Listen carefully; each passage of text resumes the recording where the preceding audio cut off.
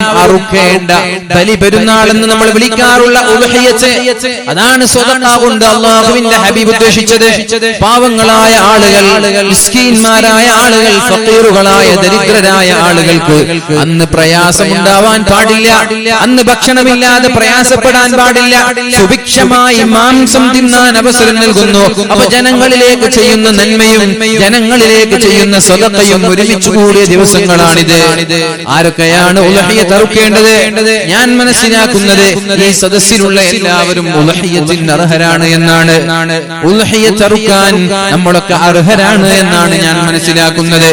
സ്വന്തം ഭാര്യയുടെ ചെലവ്, സ്വന്തം മക്കളുടെ ചെലവ്, ആ പെരുന്നാൾ ദിവസത്തെ ചെലവ് കഴിഞ്ഞ് ഒരാളുടെ കയ്യിൽ ഉദ്ഹിയത്ത് അറുക്കാനുള്ള ഒരു 10,000 രൂപ അല്ലെങ്കിൽ ഒരു 7,000 രൂപ ഒരാളുടെ കയ്യിലുണ്ടെങ്കിൽ അയാൾക്ക് സുന്നത്ത് മുഅക്കദയാണ് ഉദ്ഹിയത്ത് അറുക്കൽ. സുന്നത്ത് മുഅക്കദയാണ്.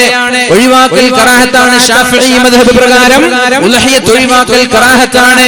ഒരു ഹദീസ് പ്രകാരം, അല്ലാഹുവിന്റെ ഹബീബിന്റെ ഒരു ഹദീസ് പ്രകാരം കഴിവുണ്ടായിട്ടും ഉദ്ഹിയത്ത് അറുക്കാത്ത ഒരാൾ പെരുന്നാൾ നിസ്കരിക്കാൻ എന്റെ പള്ളിയിലേക്ക് വരരുത് എന്ന് ശഫീഉനാ റസൂലുള്ളാഹ് സല്ലല്ലാഹു അലൈഹി വസല്ലം. കഴിവുണ്ടായിട്ടും ഉദ്ഹിയത്ത് അറുക്കാത്തവർ എന്റെ പള്ളിയിലേക്ക് നിസ്കരിക്കാൻ കടന്നു വരരുത്. പെരുന്നാൾ നിസ്കാരത്തിന് അവർ സന്നിഹിതരാവരുത്, കടന്നു വരരുത്. ആർക്കൊക്കെയാണ് കഴിവുള്ളത്? സ്വന്തം ഭാര്യയുടെ നിർബന്ധമായി ചെലവ് കൊടുക്കേണ്ട മക്കളുടെ ചെലവ് കഴിഞ്ഞ്, അന്നത്തെ ദിവസത്തിന്റെ ചെലവ് കഴിഞ്ഞ് ഉദ്ഹിയത്തിന്റെ ഓരോ ഓഹരിയും കൂടാനുള്ള ഒരു 7,000 രൂപ അല്ലെങ്കിൽ ഒരു 5,000 രൂപ അല്ലെങ്കിൽ ഒരു 10,000 രൂപയുണ്ടെങ്കിൽ അവർക്ക് ഉദ്ഹിയത്ത് സുന്നത്ത് മുഅക്കദയാണ്, ഒഴിവാക്കാൻ പാടില്ല. അങ്ങനെ വരുമ്പോൾ ഇവിടെ ഇരിക്കുന്ന എല്ലാവർക്കും ഉദ്ഹിയത്ത് സുന്നത്തല്ലേ? നിർബന്ധമായിട്ട് ഉദ്ഹിയത്ത് അറുക്കണ്ടേ? ഹനഫി മദ്ഹബ് പ്രകാരം ഉദ്ഹിയത്ത് വാജിബാണ്, നിർബന്ധമാണ്. ഉദ്ഹിയത്ത് അറുക്കണ്ടേ? ഭാര്യയുടെ ചെലവ്, മക്കളുടെ ചെലവ്, ഇതൊക്കെ കഴിഞ്ഞിട്ട് ഒരു പോത്ത് ഒരാൾ വാങ്ങുകയാണെങ്കിൽ ഒരു 1.5 കിൻഡൽ 2 കിൻഡലൊക്കെ ഉള്ള ഒരു പോത്താണ് 60,000 രൂപ 70,000 രൂപ ഒക്കെ വരും. അപ്പൊ 7 ആളാകുമ്പോൾ 9,000 10,000 രൂപ വരും. നേരെ മറിച്ച് ഒരു കാള വാങ്ങുകയാണെങ്കിൽ 35,000 രൂപ 25,000 രൂപയ്ക്കൊക്കെ കാള കിട്ടും. അപ്പൊ 7 ആളാകുമ്പോൾ 5,000 രൂപയ്ക്ക് 4,000 രൂപയ്ക്കൊക്കെ ഷെയർ കിട്ടും, ഒരു ഓഹരി. ആടാണെങ്കിൽ ചിലപ്പോൾ നല്ല ക്യാഷ് ഉണ്ടാകും, ഒരു ആടിന് 10,000 രൂപയ്ക്ക് വരെ ഉണ്ടാകും.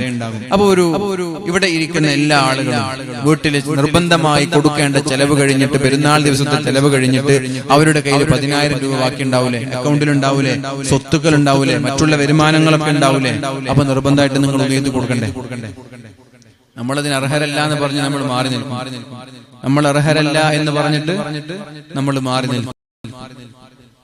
കൊടുക്കണം. നമ്മൾ എന്തിനാ ഉദ്ഹിയത്തിന് അത്ര നിസ്സാരമായി കാണുന്നത്?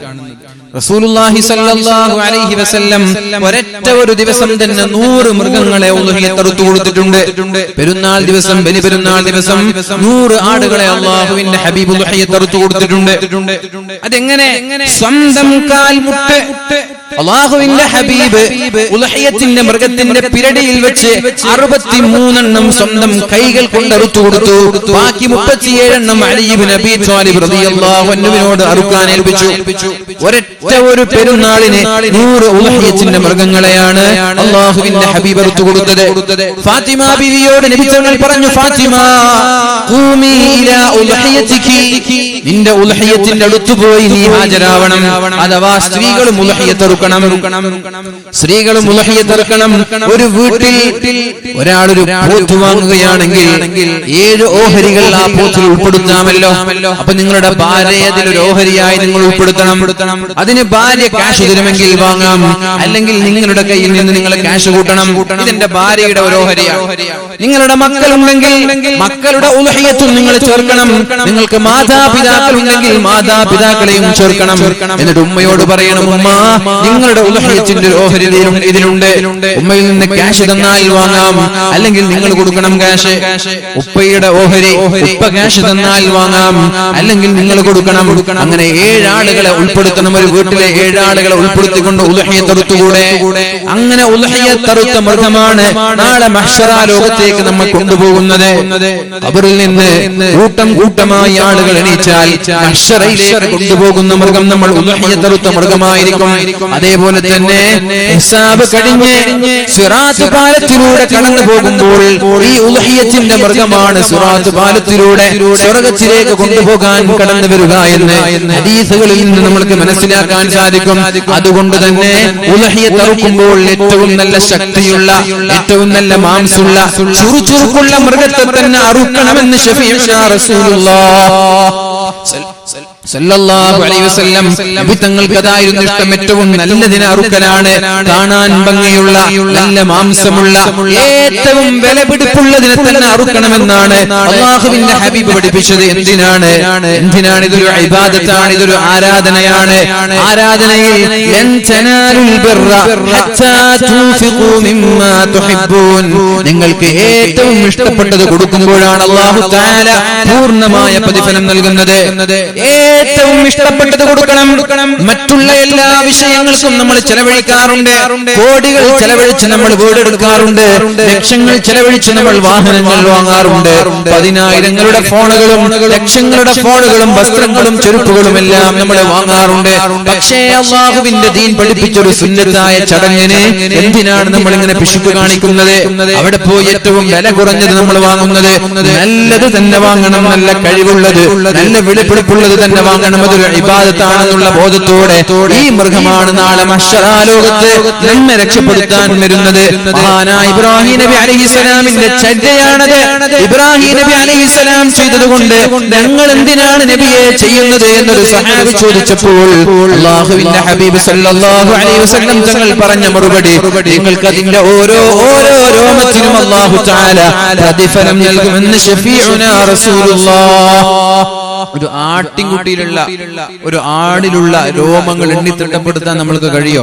അല്ലെങ്കിൽ ഒരു പോത്തിലുള്ള രോമങ്ങൾ എണ്ണിത്തിട്ടപ്പെടുത്താൻ കഴിയോ? ഇല്ല. അപ്പൊ ഒരു ആടിലുള്ള, ആ ഉലഹിയത്തിന്റെ മൃഗത്തിലുള്ള രോമങ്ങൾ എത്രയാണോ ഓരോ രോമങ്ങൾക്കും അല്ലാഹു പ്രതിഫലം നൽകുമെന്നാണ് പറഞ്ഞത്.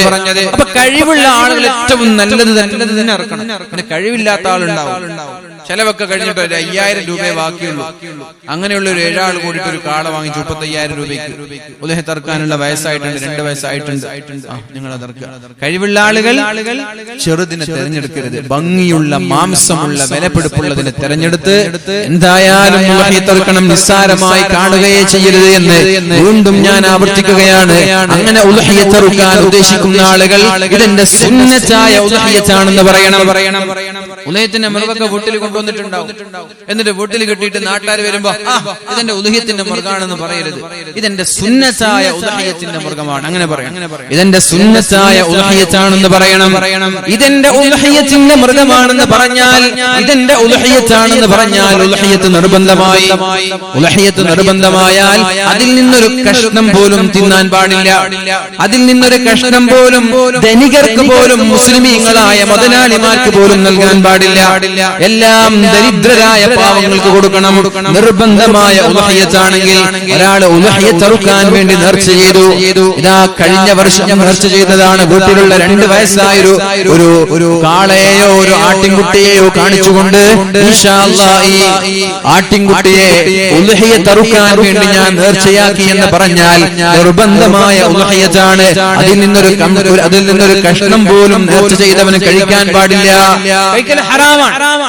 മുതലാളിമാർക്കും കൊടുക്കരുത്. പിന്നെ സർവ്വതും നാട്ടിലുള്ള പാവങ്ങൾക്ക് വേണ്ടി സ്വതക്ക ചെയ്യണം. എന്നാൽ സുന്നത്തായ ഉലഹത്ത് അങ്ങനെയല്ല. ഏതാണ് സുന്നത്തായ ഉലഹത്ത്? ഇതിന്റെ സുന്നത്തായ ഉലഹത്താണ് എന്ന് കരുതണം. അങ്ങനെ സുന്നത്തായ ഉലഹത്താണെങ്കിൽ ഒരൽപ്പം മാത്രം കൊടുത്ത്, എല്ലാം അയാൾക്ക് കഴിക്കുന്നത് കൊണ്ട് കുഴപ്പമില്ല. ഒരൽപ്പം മാത്രം ഫഖീറായ ഒരാൾക്ക് കൊടുത്ത്, ദരിദ്രരായ ആളുകൾക്ക് കൊടുത്ത്, ബാക്കിയുള്ളത് മുഴുവനും വീട്ടിൽ ഫ്രീസറിൽ വെച്ച് കഴിക്കുന്നത് കൊണ്ട് യാതൊരു കുഴപ്പമില്ല. പക്ഷെ നല്ലതല്ല. ഒരൽപ്പം മാത്രം എടുത്തുകൊണ്ട് മറ്റുള്ളതെല്ലാം പാവങ്ങളായ ആളുകൾക്ക് നല്ലത് നൽകലാണ് ഏറ്റവും നല്ലത്. പക്ഷെ നിർബന്ധമായാൽ ഒരു കഷ്ണം പോലും കഴിക്കാൻ പാടില്ല. അതുകൊണ്ട് ഉലഹത്തിന്റെ മൃഗം വാങ്ങിച്ചാൽ ഇതെന്റെ സുന്നത്തായ ഉലഹത്താണെന്നാണ് നമ്മൾ പറയേണ്ടത്. അല്ലാതെ ഇതെന്റെ ഉലഹത്താണ് എന്നോ ഇതെന്റെ ഉലഹത്തിന്റെ മൃഗമാണോ എന്നോ ആരും പറഞ്ഞു പോകരുത്. പറഞ്ഞാൽ നിർബന്ധമായി നിർബന്ധത്തിന് സുന്നത്തിനേക്കാളും പ്രതിഫലം കൂടുതലാണ്. കൂടി മനസ്സിലാക്കണം. സുന്നത്ത് നിസ്കരിച്ച ഒരാള്, സുബഹിക്ക് മുമ്പുള്ള സുന്നത്ത് നിസ്കരിച്ച ഒരാള്, സുബഹി നിസ്കാരം ജമാഅത്തായി നിസ്കരിച്ചു. ഏതിനാ കൂലി കൂടുതൽ? 2 റക്അത്താണ്. പ്രതിഫലം കൂടുതൽ ഏതിനാ? ഫർളായ സുബഹിക്കാണ്. കാരണം എന്തേ? അത് നിർബന്ധമാണ്, ഇത് സുന്നത്താണ്. നിർബന്ധമായ ഫർളിനാണ് സുന്നത്തിനേക്കാളും കൂലിയുള്ളത്. നിർബന്ധമായ ഉദ്ഹിയത്തിനാണ് സുന്നത്തായ ഉദ്ഹിയത്തിനേക്കാളും പ്രതിഫലമുള്ളത്. നിർബന്ധമായി എന്ന് പറഞ്ഞാലും പേടിക്കേണ്ടതില്ല, അല്ലാഹു പ്രതിഫലം കൂടുതൽ തരും. ഏതായാലും എന്റെ പ്രിയമുള്ള മുഅ്മിനീങ്ങളെ, ഇവിടെ കൂടിയിരിക്കുന്ന എല്ലാ ആളുകളോടും പറയാനുള്ളത്, നിങ്ങൾ എന്തായാലും മറുക്കാൻ വേണ്ടി ഒഴിവ് കഴിവ് പറഞ്ഞ് എക്സ്ക്യൂസ് പറഞ്ഞ് രക്ഷപ്പെടാൻ നോക്കരുത്. എന്തായാലും ഇവിടെ ഇരിക്കുന്ന ബഹുഭൂരിഭാഗം ആളുകളും അറുക്കാൻ അവകാശികളാണ് എന്നാണ് ഞാൻ മനസ്സിലാക്കുന്നത്. 7 ആളുകൾ കൂടി ഒരു മാടിനെ അറുക്കാം, ഒരു കാള അല്ലെങ്കിൽ ഒരു പോത്തിനെ 7 ആളുകൾക്ക് കൂടി അറുക്കാം. അല്ലെങ്കിൽ ആടറുക്കുകയാണെങ്കിൽ ഒരാൾക്കേ അറുക്കാൻ പാടുള്ളൂ, ഒരാൾക്കേ അറുക്കാൻ കഴിയുള്ളൂ. ഇത് നിങ്ങളെ മനസ്സിലാക്കണം. വീട്ടിൽ വെച്ച് ഒരു കൂട്ടുകാർ, ഒരു കുടുംബത്തിലെ ഒരാളൊരു ആടിനെ അറുക്കുകയാണെങ്കിൽ അയാൾക്ക് അറുക്കുന്നവർക്കാണ് ആ ഉദ്ഹിയത്ത് വീടുന്നത്. പക്ഷേ അയാൾക്ക് അതിന്റെ പ്രതിഫലം ഉമ്മയുടെ പേരിൽ ഹദിയ ചെയ്യാം, ഭാര്യയുടെ പേരിൽ ഹദിയ ചെയ്യാം, മക്കളുടെ പേരിൽ ഹദിയ ചെയ്യാം. ഏതുപോലെ ഫാത്തിഹ ഓതി നമ്മൾ മഹാനായ അമ്മസൂഫി അവരുടെ ഹദ്റത്തിലേക്ക് ഹദിയ ചെയ്യുമ്പോ അദ്ദേഹത്തിനും നമ്മൾക്കും കൂലി ലഭിക്കുന്നത് പോലെ നമ്മൾക്ക് ഉദ്ഹിയത്തിന്റെ ഒരു ആർഡർ എടുത്തിട്ട്, അല്ലാഹുവേ ഇതിന്റെ പ്രതിഫലം എന്റെ ഉമ്മയ്ക്ക് കൊടുക്കണേ അല്ലാ, ഇതിന്റെ പ്രതിഫലം എന്റെ ഭാര്യയ്ക്ക് കൊടുക്കണേ അല്ലാ, എന്റെ വീട്ടുകാർക്ക് ഇതിന്റെ പ്രതിഫലം കൊടുക്കണേ അല്ലാ എന്ന് പറഞ്ഞാൽ അവർക്കതിന്റെ പ്രതിഫലം കിട്ടും. പക്ഷേ ഉദ്ഹിയത്ത് അറുത്തതുപോലെയാവൂല, പ്രതിഫലം കിട്ടും. ഉദ്ഹിയത്ത് അറുത്ത ആ ശ്രേഷ്ഠത കിട്ടണമെങ്കിൽ ഉദ്ഹിയത്ത് തന്നെ അറുക്കണം. കഴിവിന്റെ പരമാവധി എല്ലാ വർഷവും എല്ലാവരും ഉദ്ഹിയത്ത് അറുക്കാൻ വേണ്ടി ശ്രമിക്കുക. കല്യാണം കഴിയാത്ത ചെറുപ്പക്കാരൊക്കെ ഉണ്ടാകും, നിങ്ങൾക്ക് നിർബന്ധമായിട്ട് അറുക്കണം. നിങ്ങളുടെ ചെലവ് കഴിഞ്ഞ് നിങ്ങളുടെ കയ്യിൽ 10,000 രൂപ എന്തായാലും ബാക്കിയുണ്ടാവും, നിർബന്ധമായിട്ട് അറുക്കണം. അവിടെ ഒരു എക്സ്ക്യൂസ് വേണ്ട. ദീനിന്റെ ഇബാദത്തിന് മാത്രം എന്തിനൊരു എക്സ്ക്യൂസ്? എന്തിനാ നമ്മൾക്കൊരു ഇളവ്? സ്ത്രീകളും അറുക്കണം, ആണുങ്ങൾ അറുക്കണം, എല്ലാവരും അറുക്കണം. അങ്ങനെ അറുത്ത് പാവങ്ങളായ ആളുകൾക്ക് ഇത് ഹദിയ ചെയ്യണം. നമ്മൾ എല്ലാവർക്കും മാംസം നമ്മൾ വിതരണം ചെയ്യണം. അല്ലാഹു തൗഫീഖ് ചെയ്യട്ടെ. അതാണ് ഇവിടെ പറഞ്ഞ സ്വതക്ക എന്ന് പറഞ്ഞത്. സ്വതഖത്തും വ ഇഹ്സാൻ. ഈ 10 ദിവസങ്ങളിൽ ഹജ്ജുണ്ട്, നോമ്പുണ്ട്, സ്വതഖയുണ്ട്.